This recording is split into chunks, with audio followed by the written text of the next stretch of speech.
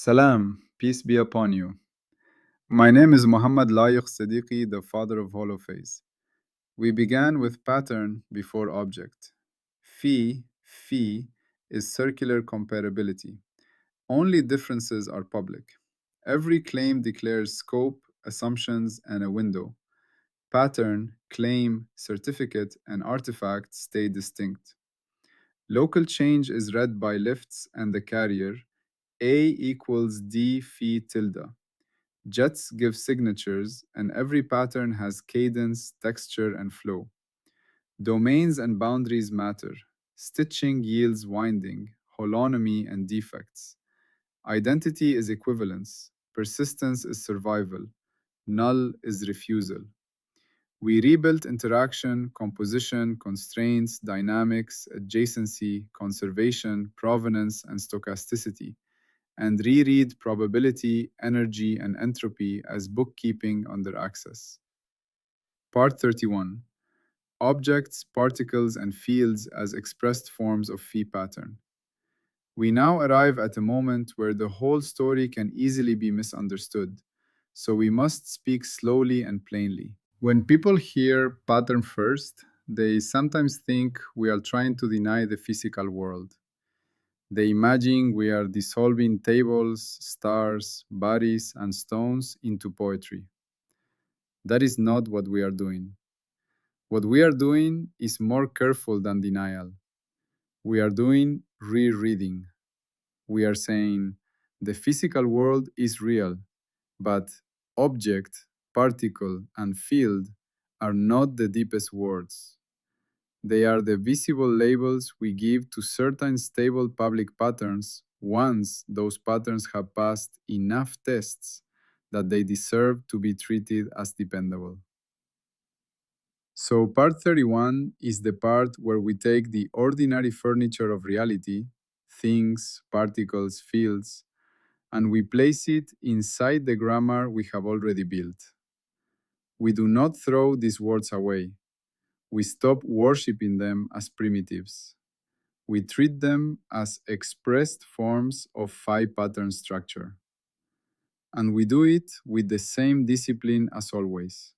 No smuggling, no magic, no obvious defaults. The visible world is not erased, it is resituated. Think about how a map relates to a city. A city is real. Streets, bridges, buildings, parks, real. But the map is not the city. A map is a structured readout that lets us navigate. It compresses reality into a public form that can be shared.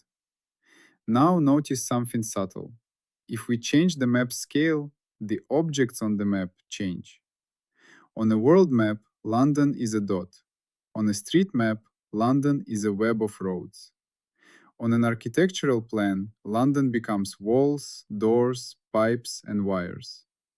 The city did not change. The expressed form changed with the window, the scale, and the purpose. That is exactly what we are doing with physical ontology. We are saying the world is there, but what counts as an object, a particle, or a field depends on which stable pattern bundles our windows can certify, and which readouts we choose to treat as the public handles of those bundles. So we are not anti-physical. We are anti-primitive physicalism at the foundation. We are saying the deepest layer is not things. The deepest layer is lawful comparability, lawful invariance, lawful stitching, lawful defects, lawful transformation, and lawful bookkeeping. Everything we have built so far. Then, within that, objects, particles, and fields appear as robust public expressions. Objects are stabilized bundles of invariants. Let us begin with the word object. When we say this cup, what do we really mean? We mean something that we can pick out again tomorrow and next week and still call it the same cup, even though many details may have changed. Temperature, position, tiny scratches, dust, light reflection, and the state of every atom inside it. So an object is not a blob of matter. An object is a stabilized bundle of invariant structure that persists across a wide family of ordinary transformations. We can say it even more plainly. An object is a pattern that has learned how to survive disturbance. Everyday stability, the suitcase and the airport. Imagine a suitcase moving through an airport. It is lifted, dropped, rolled, scanned, turned upside down, squeezed into compartments, and loaded onto planes. Yet, we still identify it as the same suitcase. What made that possible? Not because the suitcase is metaphysically simple. It is because certain features are stable enough across these transformations. The boundary shape is mostly stable. The handle arrangement is stable. The tag number is stable. The internal structure is stable enough not to dissolve into fabric fragments. So the object is not a primitive thing. It is a certificate of stability. It is a pattern that remains within a recognizable equivalence class under many allowed transformations. That is why persistence, part 20, matters here. Objecthood is not a new primitive. It is a special case of persistence. Why boundaries are part of objecthood. Now we recall part 12. Boundaries are part of identity, not mere edges. An object is, in practice, a boundary claim. The cup is the cup because we draw a boundary around it that stays meaningful under the transformations we care about. If the cup melts, shatters, or dissolves, the boundary is no longer stable and objecthood may fail. Think of sugar in tea. Before stirring, we can point. That's sugar cube. After stirring, we can no longer point to a sugar cube. The sugar did not vanish into nothing. It transformed into dissolved structure. But the boundary that made cube a stable object is gone. So objecthood is boundary stability under declared windows. Objects as invariant bundles in simple language. We can use an analogy from music. A melody can be played on a piano, a violin, or sung by a voice. The sound waves differ, the instruments differ, the timbre differs. Yet we say it is the same melody. Why? Because a bundle of relations is preserved: relative pitch movement, rhythm structure, recognizable cadence. That melody is an object in music space, a stabilized invariant bundle under changes of instrument and key. Physical objects are similar, stabilized invariant bundles under changes of viewpoint, lighting, position, small deformations, and ordinary interactions. So we do not begin with objects and then discover patterns inside them. We begin with patterns and certify that some of them deserve object language. Particles are defect families, countable, durable abstractions. Now we turn to particles. Particles are often treated as the ultimate atoms of reality, little beads flying around in space. But we already learned something deeper in parts 14-15, defects. A defect is what remains when a global, smooth description fails in a stable, countable way. A defect is not a thing inserted into the field. A defect is the field pattern itself, refusing to be globally trivial. So part 31's claim is simple. A particle is a defect family that behaves like a countable mobile entity. The zipper snag. Think of a zipper on a jacket. Most of the zipper is smooth. Tooth after tooth interlocks. But sometimes there is a snag. A tooth is misaligned. The zipper jams. That jam is not an added object you glued onto the zipper. It is a stable obstruction in the zipper's pattern. The snag is localized. It can move as you push and pull. It can carry a kind of charge. It jams the flow of interlocking. That is a particle-like thing in zipper language, a defect family. The knot in a rope. Now think of a knot in a rope. The rope is continuous material. The knot is not a separate substance, yet the knot behaves like a unit. It can move along the rope. It resists being removed without specific operations. It carries an identity. This is a knot of this type. It can interact with other knots. This is the cleanest everyday image of particle as defect. Particles, in this view, are knots in pattern structure. They are stable topological obstructions that cannot be removed by the smooth transformations allowed in scope. Why particle properties become readouts? Now we recall part 30. Many quantities are readouts, not substances. So mass, charge, and spin become readouts of defect structure, not primitive labels glued onto a bead. In the same way, the tightness of a knot, the type of knot, the linking with other ropes are all readouts of how the defect sits in the structure. If we want to be very concrete, we can say particle charge is like defect count. How many times the pattern winds, how the lift fails, what the defect index is. Particle stability is like topological conservation. You cannot remove it without tearing the pattern or leaving the allowed domain. So particles become stable, countable, mobile defect signatures. Fields are distributed descriptors of pattern variation. Now we turn to fields. A field is often imagined as a substance spread everywhere, a mist-like thing filling space. But that is exactly the kind of primitive substance thinking we have trained ourselves to avoid. So we say a field is a distributed descriptor, a way of describing how pattern structure varies across a region. Fields are not denied. They are reread as descriptive frameworks over domains. Weather as a field. Think of a weather map. The weather map assigns a temperature to every location. It assigns wind direction to every location. It assigns pressure to every location. Is temperature a substance floating in the air? No. Temperature is a readout, a summary of molecular motion in a region. Wind is a readout, a summary of flow. Pressure is a readout, a summary of collisions. The field is a public descriptor that lets us talk about distributed variation without tracking every micro detail. That is what fields are in our framework: public distributed pattern descriptors. The crowd field. Imagine a stadium crowd.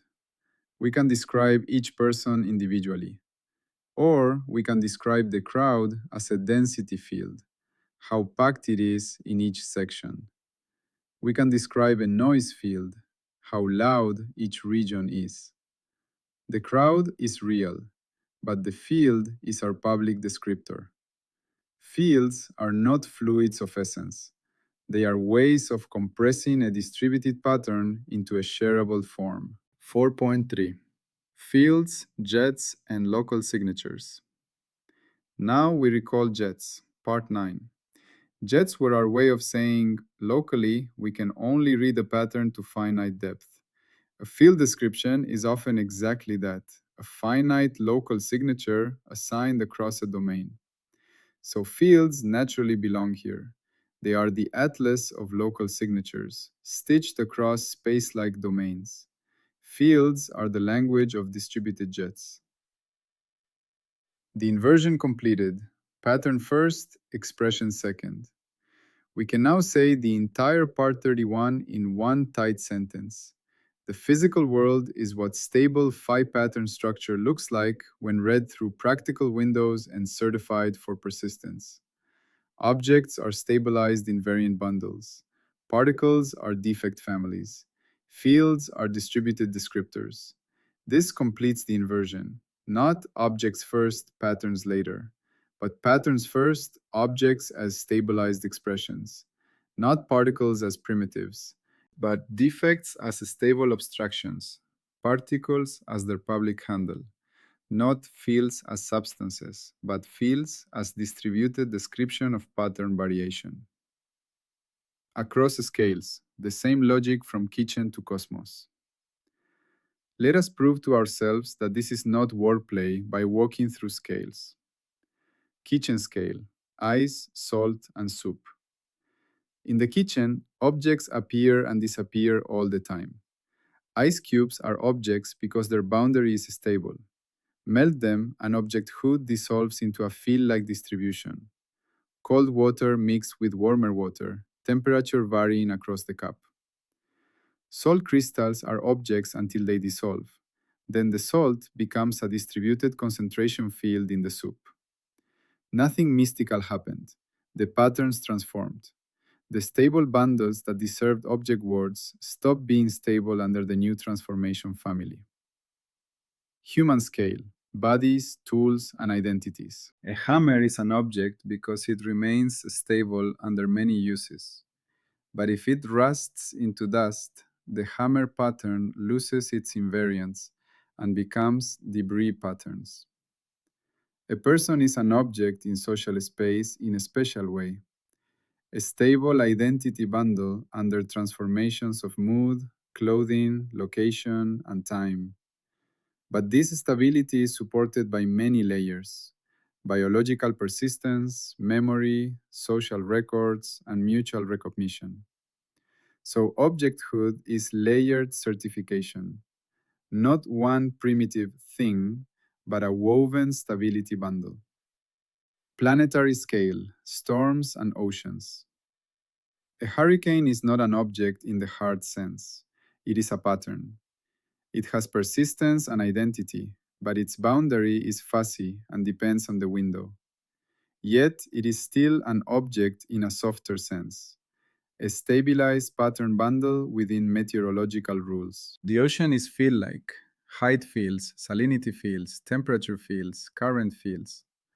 But inside it, we get defect-like structures: vortices, eddies, whirlpools, countable pattern obstructions that behave like things moving through the field. That is particle as defect behavior at the scale of water. 6.4. Cosmic scale: stars, galaxies, and topological relics. Stars look like objects, stable luminous bundles of invariants, mass range, fusion regime, boundary defined by gravity and pressure equilibrium. They persist across huge transformation families. Galaxies too, stable pattern bundles across cosmic time. And in the deepest theoretical descriptions, the most particle-like entities often behave exactly like defects: stable excitations, quantized obstructions, winding-like features in underlying structure. So the same logic echoes across scales. Stable bundles become objects. Stable obstructions become particles. Distributed descriptions become fields. The rigor layer: how we prevent a physical primitive relapse. Now we must install discipline, because part 31 is exactly where people smuggle primitives back in. It is tempting to say, fine, patterns are nice, but surely objects are just there. That temptation is the relapse. So we install a gate, the physical expression gate, or more explicitly, the expression gate family. When we use object, particle, or field language, we must declare the bridge. What must be declared? When we claim this is an object, we must declare what invariants are bundled, what transformation family the bundle survives, what boundaries define it, what window makes it legible, what would falsify its stability. When we claim this is a particle, we must declare what defect structure supports it, what is conserved, defect charge, winding index, obstruction class, what domain excisions are required, what transformations cannot remove it, what operations would annihilate it, if any. When we claim this is a field, we must declare what distributed descriptor is being assigned, what local signature is used, what jet depth, what resolution, what domain the descriptor covers, what stitching rules apply, what coarse graining choices shape the readout. 7.2 The Anti-Smuggling Firewalls. Part 31 specifically blocks these moves. Treating object as primitive rather than as a stability certificate, treating particle as a bead rather than as defect family, treating field as substance rather than as distributed descriptor, importing bridge language into the foundation without declaring the bridge, using particle talk without topological or obstruction support, using object talk without persistence bases, using field talk without domain, resolution, and stitching declarations. This is not pedantry, it is how we keep the pattern layer clean. Why this matters? Measurement and observer are coming. Part 31 is also a handoff. Once we say objects, particles, and fields are expressed forms of patterns, a new question becomes unavoidable. Who or what is reading these expressions? If objects are stability certificates, what issues the certificate? If fields are distributed descriptors, what defines the descriptor and the window? If particles are defect readouts, what counts as a readout? We are approaching the observer question, but now we can approach it without importing an external spectator as a primitive. The observer too must be a pattern, an organized bundle of invariants with specific windows and update rules. That is why Part 31 hands to Part 32, the observer as a Phi pattern. A closing picture, the loom and the cloth. We end Part 31 with a single image. Imagine a loom weaving cloth. The threads are real, the loom is real, the weaving process is real. But what we call a pattern in the cloth is not a separate substance. It is a stable arrangement that emerges from lawful constraints, repeated operations, and preserved relations. Objects are the thick motifs that remain stable when the cloth is folded, stretched slightly, or viewed in different light. Particles are the knots and snags that cannot be smoothed away without breaking threads. Fields are the distributed textures, density of weave, color gradients, tension variation, described across the cloth. The cloth is the visible world. The weaving rules are the lawful Phi pattern structure. We do not deny the cloth. We finally understand what makes its motifs public. With the physical world reread as expressed Phi pattern structure, we can no longer keep the observer outside the grammar. The next step is to bring observation, measurement, and agency inside the same lawful pattern discipline. Part 32. The observer as a Phi pattern. Always, peace be upon you.